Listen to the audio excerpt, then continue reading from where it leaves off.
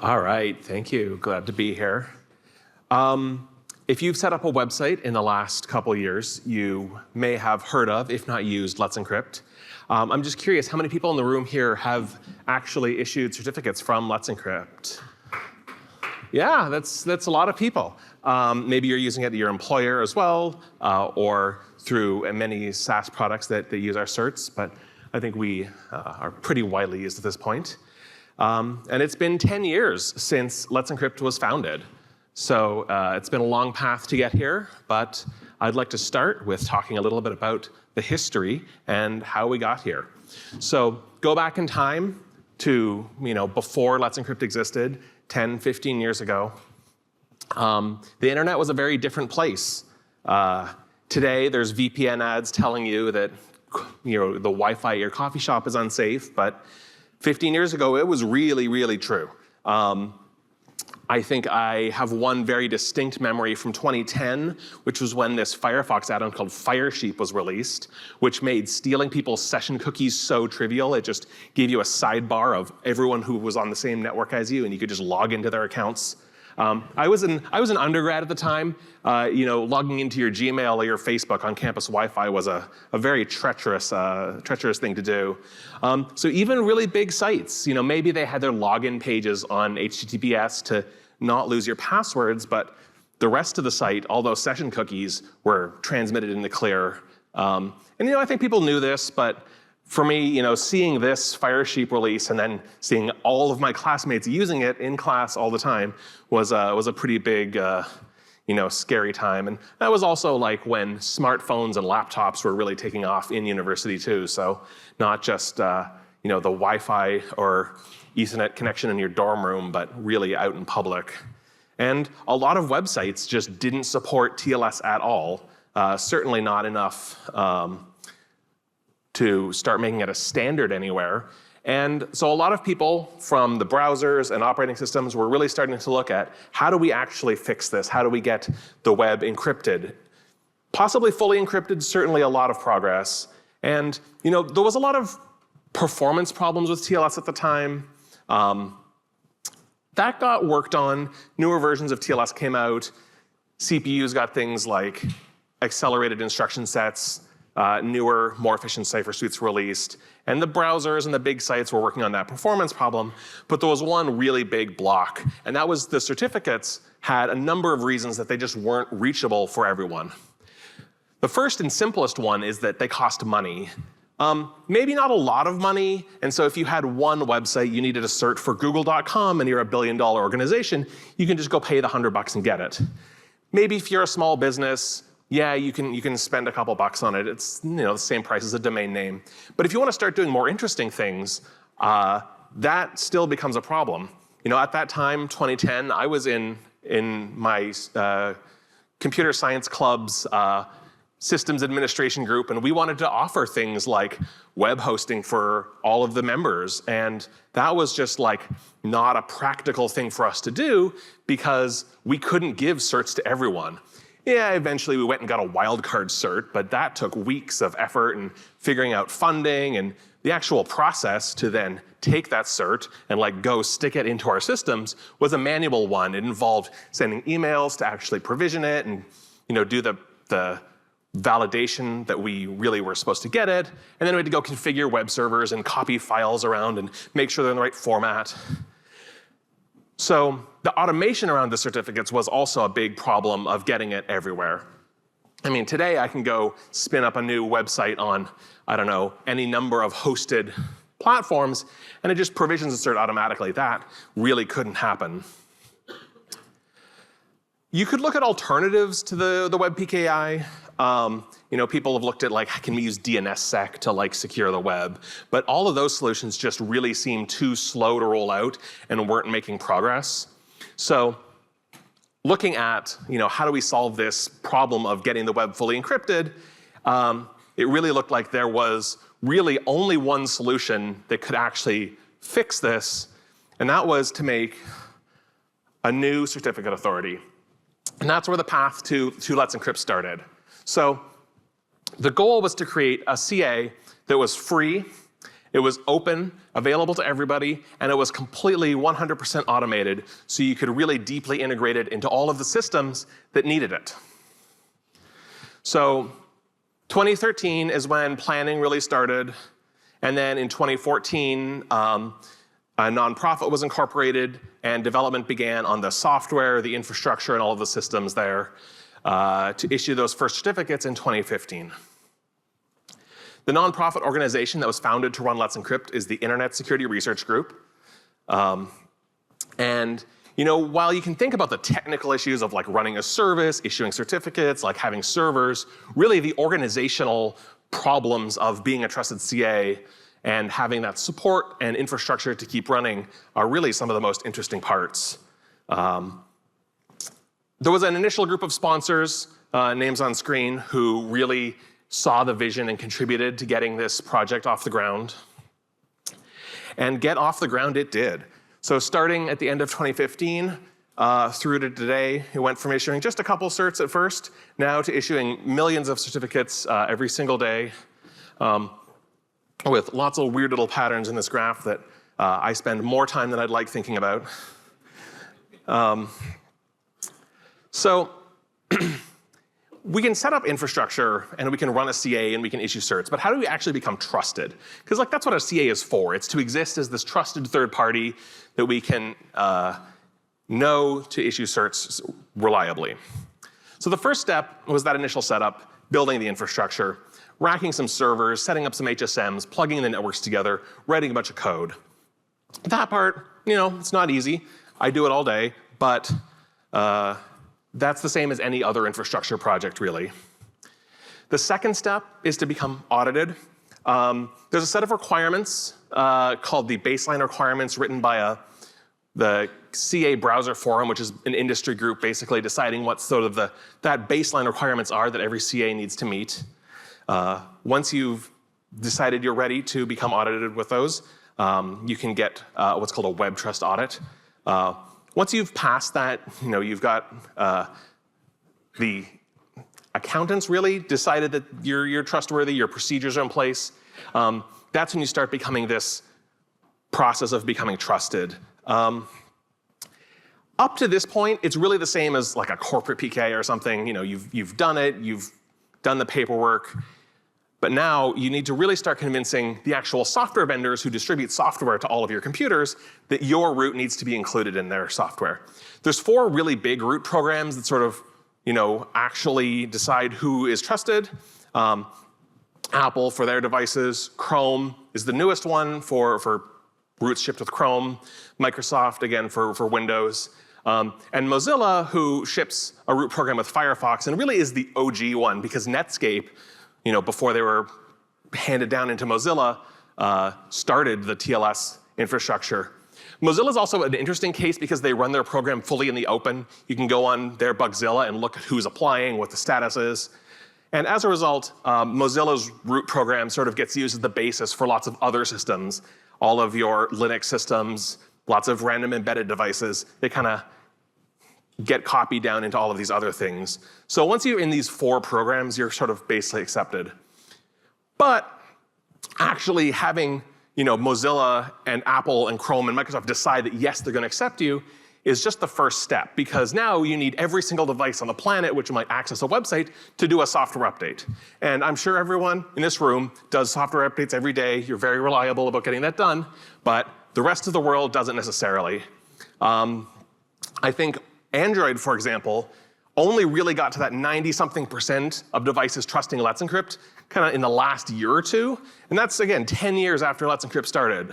So just like sitting and waiting isn't a feasible solution. So there's sort of a way we can bootstrap that. Once you're trusted, you can actually get another CA to cross-sign you. The cross-sign itself is not really a technically interesting thing. All TLS certs are really a chain of signatures from multiple CAs.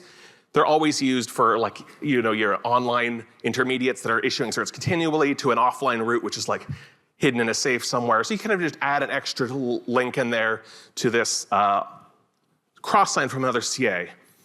The business and risk relationships there are much more interesting. because that other CA that's going to cross-sign you takes on significant risk if you start misbehaving for some reason. IdenTrust as a CA was one of those initial sponsors for Let's Encrypt and provided that initial cross-sign to become bootstrapped and trusted. And so with that, with the root programs accepting Let's Encrypt's root, a cross-sign from IdenTrust, Let's Encrypt was off and ready to issue certs for everyone. Of course, other people have tried to do this before, and getting that trust and transparency right so that you can actually get into the trusted position was a really interesting problem. So I want to talk about a couple of the ways that Let's Encrypt worked to become this trusted and hopefully transparent organization. The first of which is open source.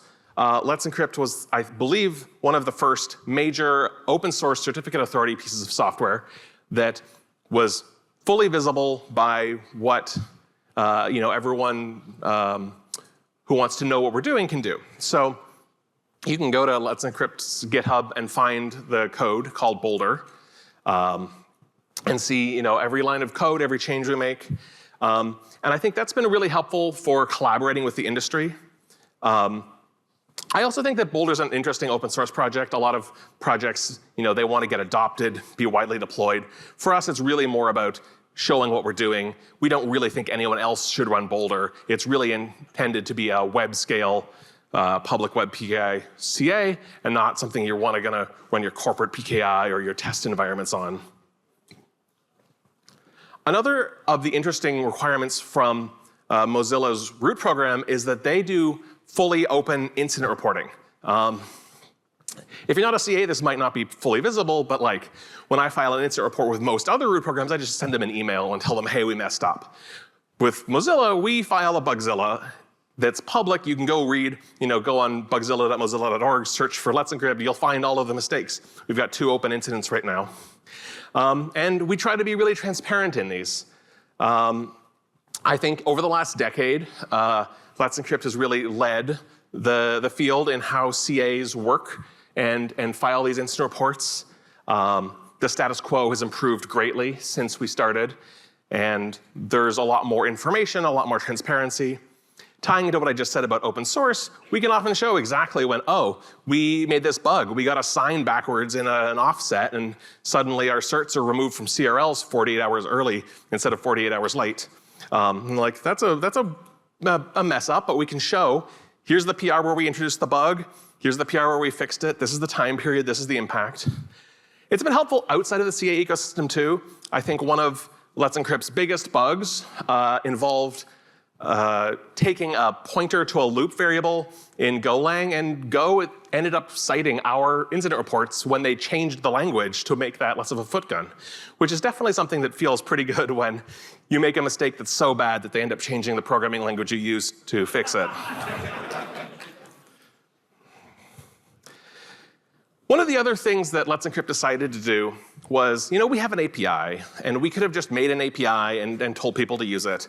But Let's Encrypt really engaged with the community and went through an IETF process to build a standardized protocol called Acme, the Automatic Certificate Management Environment, I think. The E is clearly there just to make it sound good. But that let us really focus on building the CA side and not the clients and all the other integrations that might want to go into it. It also allowed for a lot of independent analysis of the protocol to really get a lot of external input into it. And that protocol is now very widely used. We started with just certbot, a Python script to issue certificates, but now it's embedded in everything from the firewalls I buy to web servers I use. And indeed, many other CAs have adopted this protocol too. So it may have been not the easiest process to get done. It's definitely a lot of work to write a really high quality standard, but it paid off for sure. There was another decision related to that Let's Encrypt made, which was we are just supporting Acme. It is the only way we issue certificates. When I need to issue a test cert in prod, I don't have some special backdoor command line. I go in through the front door, through the API, and issue the certs the same as everyone else. From our compliance and our correctness perspective, having that single path is really helpful It means that there's no sort of side things to worry about with no exceptions there. That's the CA side. There's sort of this other thing we do, which is that Let's Encrypt logs all of our certificates to public certificate transparency logs. CT wasn't around when Let's Encrypt started, so this is sort of one of the big evolutions of the web PKI as a whole. These logs are run by multiple operators. They're required by Safari, Firefox, and Chrome to be logged, to be trusted by those browsers. And Let's Encrypt was, I think, the first CA to fully log every single cert into CT. We also operate logs. The CT logs are operated by a number of different operators. So my team, one of the things we do in addition to running the CA is running these CT logs. As SREs, in this audience, these are a really valuable resource. If you're trying to understand what your own infrastructure is doing, you should be monitoring CT logs or using a product which monitors CT logs to know what certs exist and what status they're in for all of the domain names that you control for your infrastructure. So we've talked a lot about code and how we got there and what we've built, but as I said, the really interesting part is the people behind the scenes and what we do. So I want to take a little bit of time to talk about the Let's Encrypt team. So ISRG, the nonprofit who runs Let's Encrypt, has 25 people. That includes engineers, fundraising and communication staff, finance, management. ISRG has 3 projects now. Let's Encrypt was the original one that was founded as well. DivvyUp is a privacy-preserving metrics project. And Proximo is building memory safety for critical infrastructure.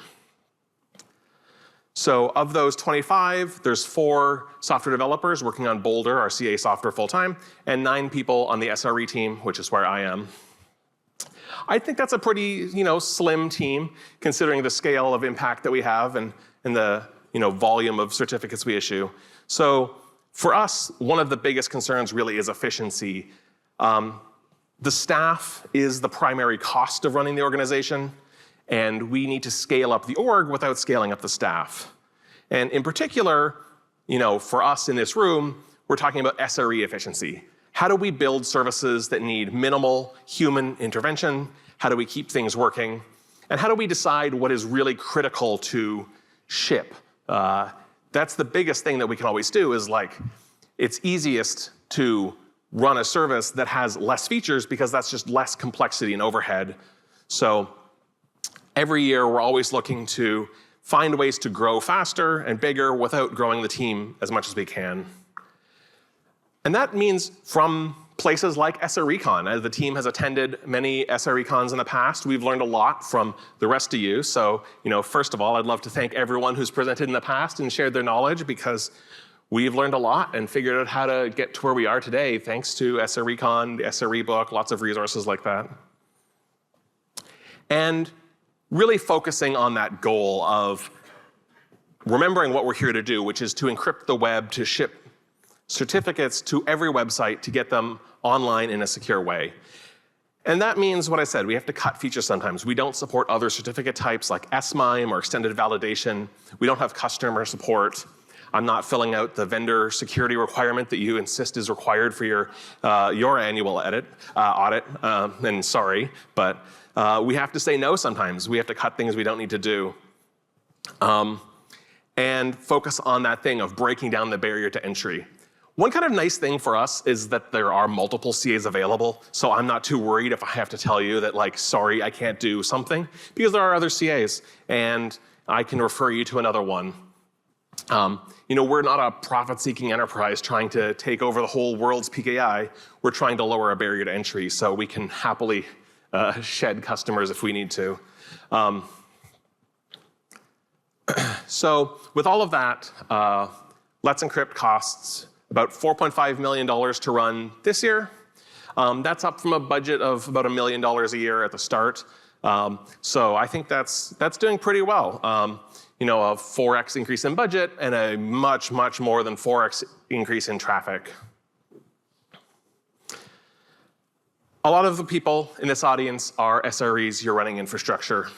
And I think you'd be interested in hearing about some of the technical details about how Let's Encrypt actually operates. So maybe I'll take a peek behind the curtain and talk about how we operate. The way the regulations and reality of running a CA is that we need strong physical controls around the actual PKI material. So that sort of precludes us from doing anything like cloud or host providers. So everything is run in physical DC space. We have 2 data center locations for redundancy reasons. Split across those 2, it's about 3 racks of infrastructure with 24 servers, along with affiliated things like networking, HSMs, tape drives, storage devices. We do have some cloud resources for things like the CDNs that serve our CRLs, DDoS prevention services, and logging and metrics kind of stuff that is from hosted providers. And then we have this extra little special thing, totally air-gapped for our offline root PKI. That's things with like safes and laptops that will never see the internet ever again. Because that root that really is fundamentally Let's Encrypt is very important to defend. We've learned a lot of lessons running our own physical infrastructure, one of which is that hardware is cheap. I mean, not like cheap, but compared to staff cheap. So I can think of lots of examples, but one of those is that we've been running Let's Encrypt off of a single database host, or at least a single database primary, which has a couple terabytes of data in it, does thousands of reads and writes a second, with which would be big from a laptop of 2 big AMD CPUs, a couple terabytes of RAM, and a bunch of big NVMe flash drives, but NVMe is really fast. I can run a lot of database on this. So we have 1 big primary host, we have 4 replicas of it, and we can swap those around for DR and maintenance reasons. But that vertical scaling has been really easy for us as an SRE team to run. Someday, maybe in the near future, we're going to have to start horizontally scaling. Maybe we'll run something like Vitesse to start running multiple replicas, multiple primaries. But that's a ton of work we've been able to just completely avoid up until this point, which is really important for maintaining that scale without adding a bunch of, another whole team to run databases or something like that. The application itself using those databases is entirely stateless. We run what I would say is a pretty normal software stack. We have a bunch of Linux systems. We use Nomad as an orchestration platform to push jobs out. They all run on Proxmox as a hypervisor, powered by MariaDB for storage. We have a bunch of systems to control that. SaltStack for configuring systems, Ansible for provisioning hardware, Prometheus for all of those lovely metrics and alertings that love to wake me up in the middle of the night, and Redis for some caching workloads. One kind of interesting thing about our stack is that we have this sibling project at ISRG called Proximo working on memory safety. So we've been deploying NTP-DRS as a memory safe Rust implementation of NTP. Because of who we are as a CA, time is very important. Those timestamps, not before, not after dates, and certificates are one of the very critical things. And so we're very sensitive to time. We're also sensitive to these services that are talking in and out of the internet. So we're continually working on getting memory safety at the barrier of our organization. Hickory DNS is the next thing we're going to deploy for our DNS services. You might not think of a CA as a really big DNS user, but it is one of the fundamental things we do. When we're validating, does this user who's requesting a cert have control over the domain names in it? That fundamentally boils down to a bunch of DNS lookups. Whether it's challenge tokens in DNS, finding a host name to do an HTTP challenge, or checking what are called CAA records, a DNS record that allows you to control what CA can issue certificates for your domain. We're doing a ton of DNS. It's one of the fundamental things we do. So we're really investing in Hickory as our memory safe next generation DNS resolver. We're looking at Russell's as a TLS implementation for our Nginx front-end load balancers. And in the future, looking at River as a reverse proxy purely in Rust. All 4 of these projects are funded by Proximo to make them production quality, memory safe infrastructure for everyone. Of course, we're not just taking off-the-shelf tools and deploying those. We are doing a lot of our own software development, as I said, to take that SRE mindset and really automate and scale up without a lot of human work. Most of our own tooling is written in Go, including the open source CA Boulder, as well as lots of other internal tools.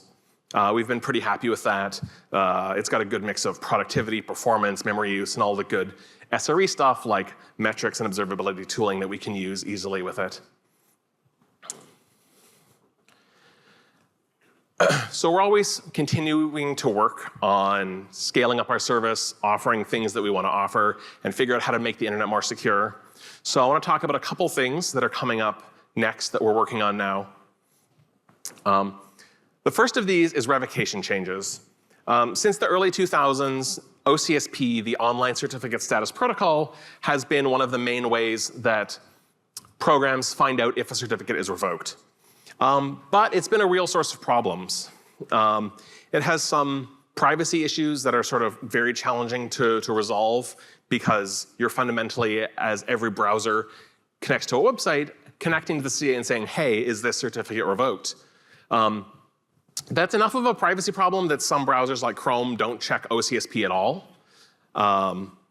Others still might in some cases. But also because it's an online dependency on the CA, these browsers have to fail open. What this really boils down to is that the OCSP protocol is ineffective at its purpose. OCSP was designed to replace a previous simpler solution called certificate revocation lists, where you just have a list of revoked certs at an HTTP URL that the browsers can fetch. But in the intervening years, as we sort of realized that OCSP wasn't working out, browsers have done a lot of work to make CRLs better. So those basically boil down to the browser vendors fetching the CRLs from every CA, condensing them into some compact form with various neat tricks they can do, and pushing those out via a mechanism that doesn't necessarily involve the CA to all of the users of the browsers. So most of the major browser vendors have something like this. So as a result of the kind of insurmountable privacy problems, as well as the performance issues that we get from OCSP, and the fact that there are now better alternatives existing, Let's Encrypt has previously announced and has begun the process of ending OCSP support this year. As an SRE, this makes me really happy because I don't like running OCSP services. They're annoying, they have high uptime requirements. I have to have special CDN configuration because they're post requests that have cacheable responses.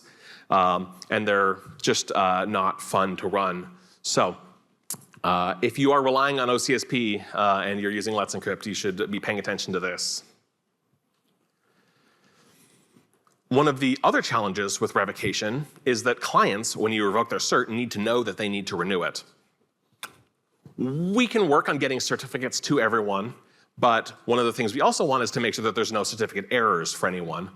So one of the things we've identified in the last couple of years is that telling people when to renew their certificates is a problem.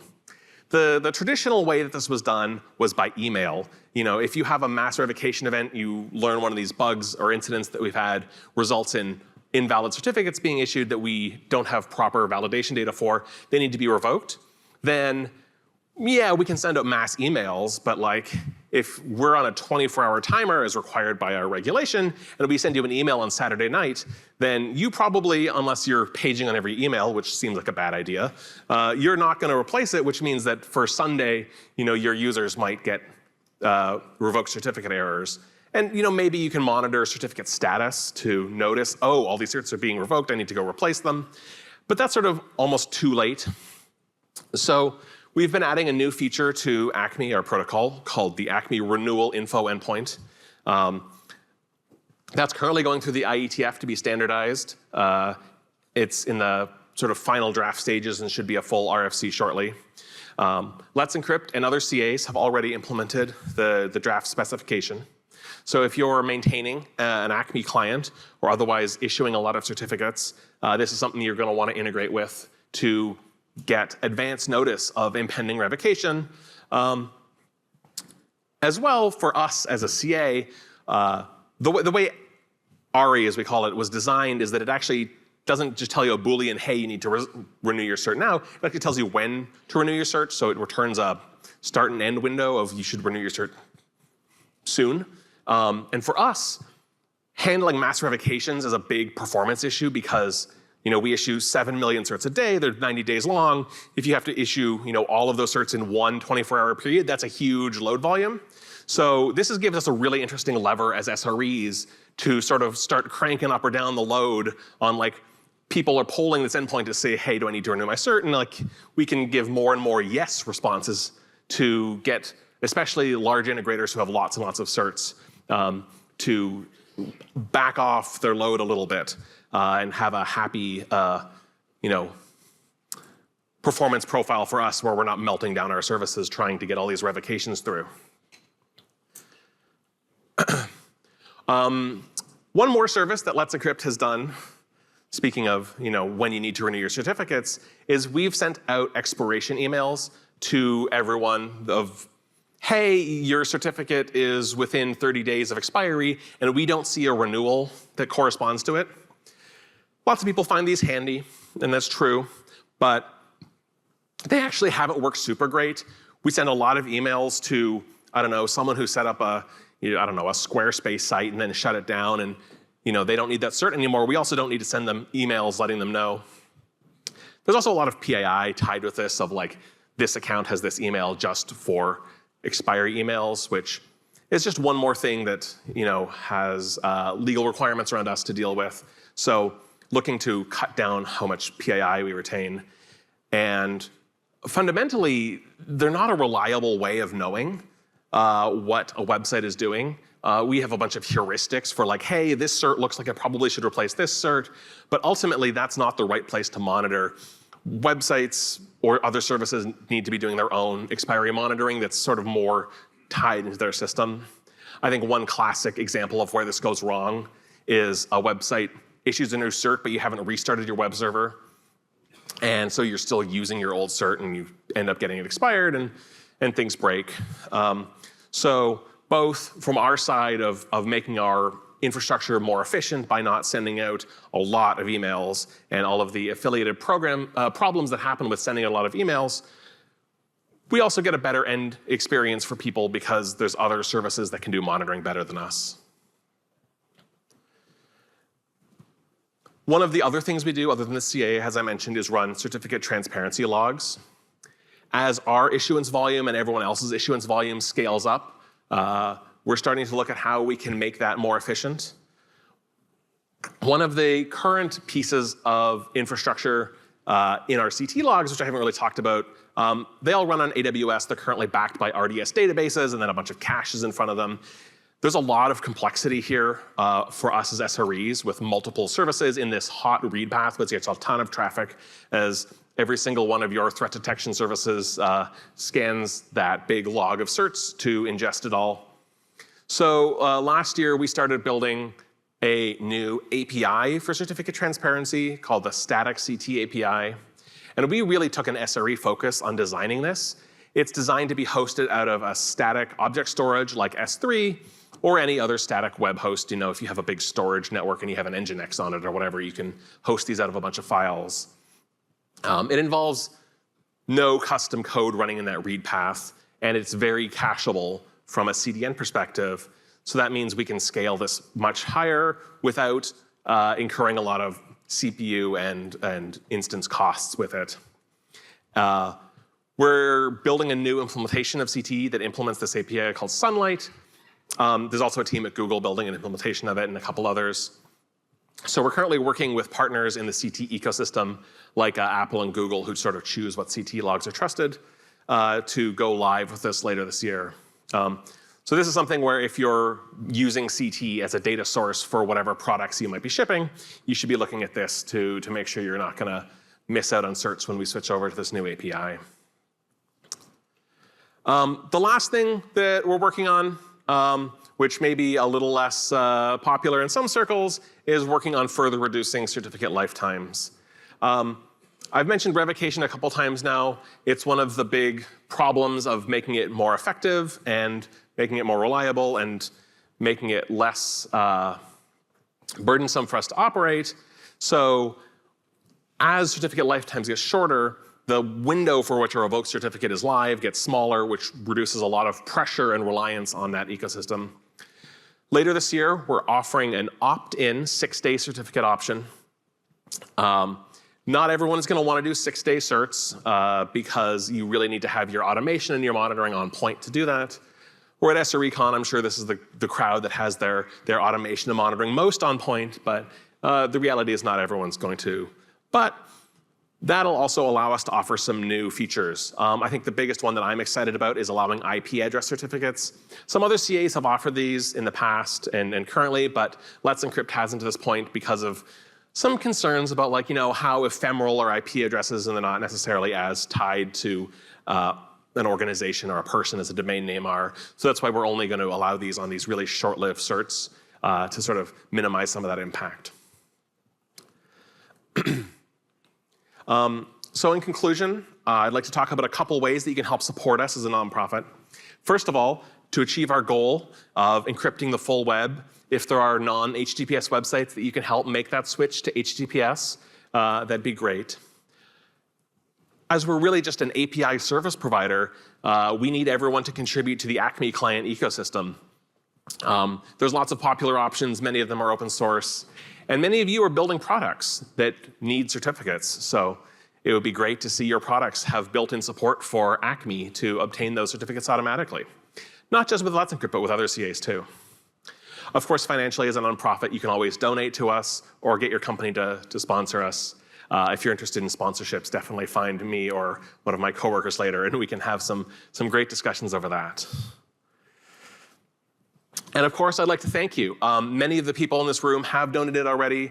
They are corporate sponsors, and we wouldn't be here without you, both from that financial perspective, as well as I said, SREcon has been instrumental in getting Let's Encrypt to where we are today. That scale has been something we've had to learn from all of you.